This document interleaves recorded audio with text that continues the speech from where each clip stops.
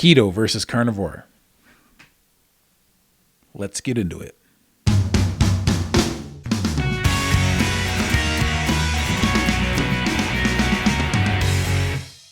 What's shaking, bacon? My name is Bruno Panucci. I've been doing this carnivore diet for about a year and a half now. I've lost 100 pounds in that time frame. I've lost about 150 pounds overall doing it intermittently over the last several years though. So one of the things I tried a long time ago was the ketogenic diet. For me, it just didn't work out because there was just enough carbs in that diet to keep the addiction going. Because I do suffer from a carbohydrate addiction. I can't portion my carbohydrates for long. I can do it for weeks at a time, maybe months at a time, but eventually I just fall off the wagon and I just can't manage that. And quite frankly, I have a sweet tooth, and that's where part of this problem is doing the keto diet if you have a sweet tooth. Because there's enough artificial sugars in that way of eating to really keep that sugar addiction and craving going. But let's break down what they're both about. So we'll start with the ketogenic diet. That's a very well-known diet. Lots of people do that. It's been pretty popular now for about 10 or 15 years. So I have to say, I like the ketogenic diet. I just found it wasn't for me. Carnivore is very similar to the ketogenic diet. So why is it? But why is it I found one so easy and the other one so much work? Well, I'll explain each one a little bit. So the ketogenic diet, so there's proteins, carbs, and fats. Everything we eat comes down to one of those or a combination of those three things. Everything. So a ketogenic diet is actually not a high protein diet. It's a moderate protein diet. It's 20% of your calories from protein, 80% from fat, and 25 grams of carbs per day. So the neat thing about that is it offers a lot of people flexibility. They can have some vegetables that are low in carbs. So you can have lots of lettuce. You can have fatty dressings on your salads. You can even have a little bit of alcohol. So for example, I know someone that can still have a few glasses of wine a day if they wanted, because they could get a bottle of wine low in natural sugar. So it makes it possible that they could end the day with a glass of wine or two. For some people, that's important. They don't want to give up their alcohol. So that's a good way to go. You can also have like gin and vodka on those ways of eating because they're zero carb. So the problem is alcohol does throw you out of ketosis. But the good news is for people who still want to unwind at the end of the day with a drink or two, you can still have that. Now, the thing is with the ketogenic diet, you can have artificial sweeteners. And for some people, they like having that. And I like having that too. The problem is I can't manage that because it keeps the sugar cravings alive. So you can have lots of desserts that aren't really dessert, right? As long as they're sugar-free, you can have like cheesecake, but as long as it's sugar-free because it's high in fat. So that's a pretty big keto thing. You can have lots of foods that aren't really foods. You know, it's like keto pizza. It's a cauliflower crust. It's not really a flour crust. So the beauty of that is you can have a bit of variety in there because some people really need variety when they do this way of eating. When they do a carnivore diet, it's a little more restrictive, but a ketogenic diet, they can have lots of foods that are like other foods. They're not really other foods, but they're like other foods. Now, for me, I can't do that. So those are the basics for the ketogenic diet. Now, when it comes to longevity of the diet, I personally feel a wise thing for someone to do after they've been doing the ketogenic diet for a while is to change those macros up a little bit. After you've gotten to the place where you want, say you've gotten down to a certain weight because you're doing it for weight loss, I think you should change the macros up to a 70-30 instead of an 80-20. Up the protein because moderate protein isn't really a great way to go. You want to have higher protein, especially when we're getting older into our 50s and 60s and 70s. We want to make sure we're getting enough protein to sustain ourselves. And we don't absorb protein as well the older we get. Now, how does carnivore work? Well, it's a more strict version. So there's no worry about your macros. You don't have to worry about getting a certain percentage of fat or protein or carbs because when it comes to carbs, it's a zero carb diet. So in that way, it's very similar to keto. The only difference as far as the macros go is the 25 grams of carbs, and you don't worry about the ratios. You eat whatever you feel satisfied with. More people, when they do carnivore for a long window of time, they find that when they eat lean, like we were always taught to eat when we were young, get rid of the fat, eat lean. Well, what happens is they get lots of brain fog. It's a side effect you get from doing that way of eating too lean. It's just not really too agreeable with people. And so they have lots of chicken, they have lots of pork, and they cut the fat off. They drain the grease from the meat, no matter what type of meat they're having, and you need the fat. When you cut out carbohydrates, you need to up the fat. So when it comes to carnivore, you're not really restricted as far as your macros go between your protein and your fat. You have what's comfortable for you. Now, it takes a bit of exploring, and you really have to learn to listen to your body and what your body agrees with. Sometimes you can find out in a day or two. Sometimes you can find out maybe after each meal. But most people, you really start to really get in tune with their body. And there's lots of people who originally were doing a keto diet that switched over to a carnivore diet because they heard there are so many more benefits to doing a carnivore diet as far as how they felt.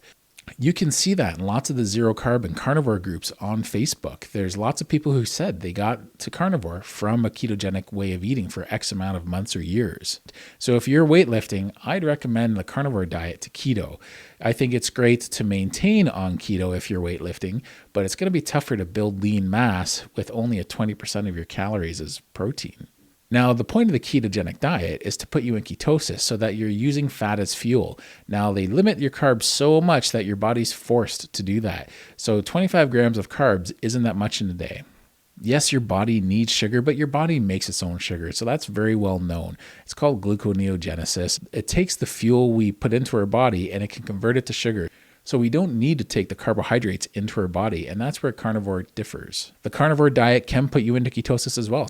But that's not so much the goal of the carnivore diet. The carnivore diet is a zero carb diet. So some people incorporate some things into this zero carb diet, like alcohol. You can have gin and vodka. That's technically zero carb.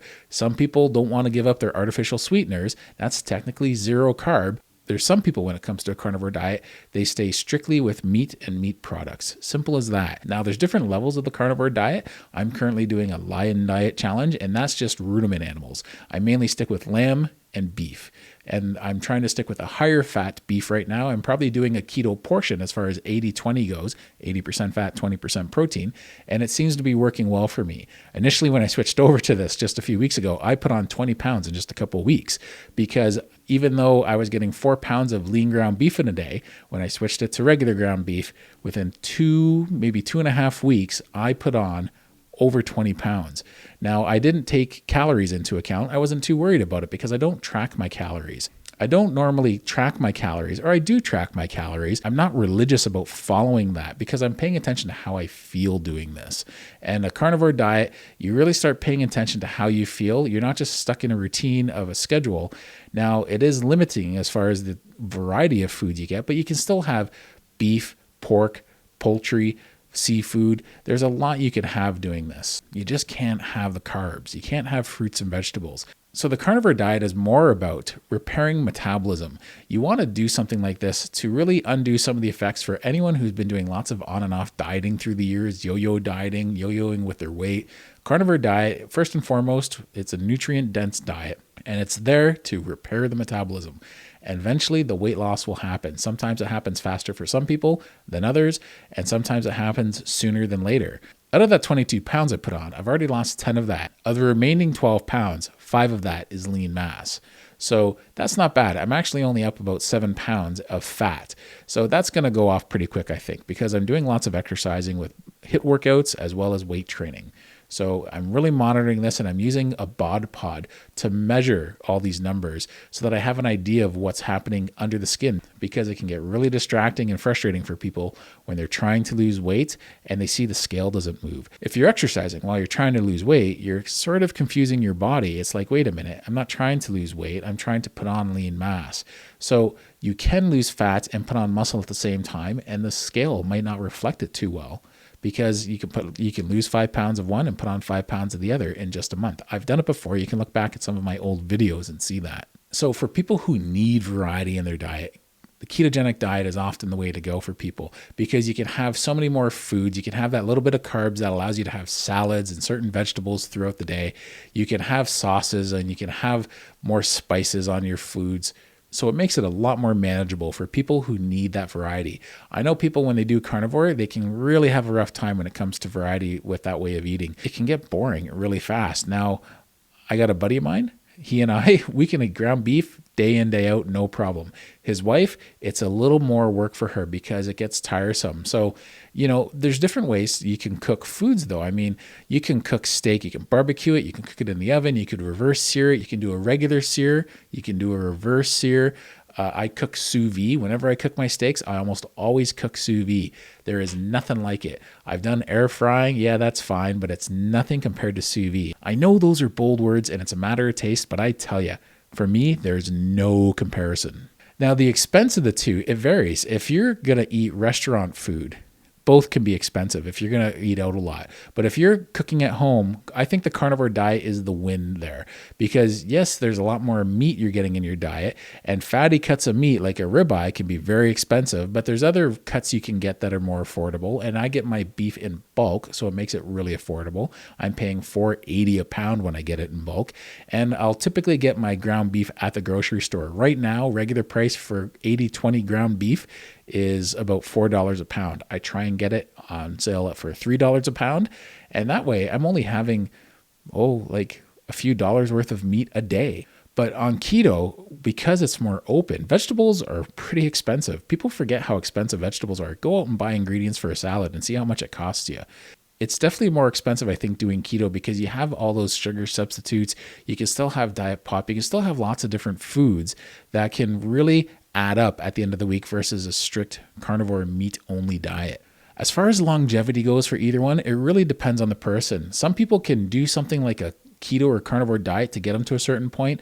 The question is, what are you going to do to maintain? And that's why I think keto is a little tougher to maintain, because that 80/20 is a lot of work to stick to. It's really not a nutrient dense diet. You see a lot of skinny fat people who do keto. They've lost a lot of weight and it looks great, right? It's great. They're way healthier, but there's no real muscle tone to those people unless they're working out. When you do a carnivore diet, when you see these people who've been doing it for a long time, when they thin right out, it's like they maintained their muscle. Now, I was doing a test between September and January between exercises and carnivore, and I lost 19 pounds of just fat. That was pretty awesome to do. Just fat. I didn't lose any lean mass. I put on lean mass throughout the challenge and lost lean mass throughout the challenge. But at the end of the challenge, I had the exact same amount of lean mass that I started with 19 pounds of less fat. That's a pretty cool accomplishment. Carnivore definitely has simplicity on its side. It's easy to stick to these foods. When I cook my ground beef, I'll cook my ground beef for the day, put the rest in containers, and then I can take it to work and I can just eat my steaks or ground beef that way. Keto definitely wins for flexibility. So when people do carnivore and they're, sometimes they still have some alcohol in there, that's important to some people. Some people, that's one of the things they have a challenge with when they're trying to lose weight or just switch the way of eating, is they don't want to cut out their glass of wine or their beer at the end of the day. So there's some flexibility for people. This kind of falls into the variety category, but some people need that flexibility to stick to a program. And that's where keto definitely is in the advantage. So for people who need that, that's good. So like I said, when it comes to alcohol on a carnivore diet, yeah, some people are pretty strict and they stick to just animal products. And so that's their version of a zero carb diet. And other people are like, you know what, I want to live a little bit. So they can still have some zero carb alcohols. If you're not trying to lose weight, it's not really going to bother you. If you don't have any health problems, you don't mind a drink or two every now and then, you can stick to that vodka or gin, you're going to be doing okay. Other alcohols are really low in carbs. There's often still carbs in whiskey and rum, so you want to watch those. But how do people feel when they switch over to one of these two ways of eating? Well, most people will say they get rid of this mental fog they never knew they had. They get this mental clarity. It's through the roof. Physically, their joints feel so much better because being on an extremely low carb diet or a zero carb diet gets rid of a lot of inflammation in the body. So people start to talk about how they feel younger. It feels like they've rolled the clock back 10 or 15 years. So when people switch from keto to carnivore, it's not uncommon. What they notice is they feel even better. And they're like, wow, I felt good before when I was doing that. I can't believe how good I've been feeling after I've been doing 2 or 3 months of carnivore. They're so close as far as ways of eating go that it's not really a big change as far as your macros go, right? That you're really only knocking out that 25 grams of carbs in a day. And that 25 grams of carbs, when you're dealing with sugar addiction, like I do, is just too much. Otherwise, I'd love keto. I'd probably be doing keto myself. I like the variety in it. It's really nice. But unfortunately, I'm one of those people, you give an inch, I'll take a mile when it comes to carbohydrates. So I really want to make sure you really understand that I think both are really good ways of eating. I think it depends on the person and what their goals are. You want to find something that works best for you. And I think it's really good if you've tried both at any given point. If you're already doing what works for you, keep doing it. But if you want to get a little more strict and a little more serious, what happens is even though you get more strict doing a carnivore diet, everything tends to open up because you feel so much better. So you don't deal with these carb cravings and these snack cravings at the end of the day because you're not really snacking anymore. You can snack, but you can snack on carnivore foods. But there's just enough carbs in that keto diet that can keep the munchies alive. Some people just can't have sugar-free ice cream. That's just too difficult. It's too much like having regular ice cream. And I'm one of those people. I will just eventually have that regular ice cream. So I hope you enjoyed this video. I hope it was informative. If you like this video, please give it a thumbs up. I really appreciate it if you liked it, that you subscribed. If you have any questions or comments, please be kind, leave them in the comment section. And if you have any suggestions for any videos you would like to see, please let me know. I plan on doing a video in the near future on BODPOD. BODPOD is that exam I get done. It's a medical grade exam to tell you your lean mass and body fat percentage. Do a Google search on it. In the meantime, tell me what you think of it. It's quite fascinating and it's way safer than a DEXA scan. So thanks for watching this and I'll talk to you later.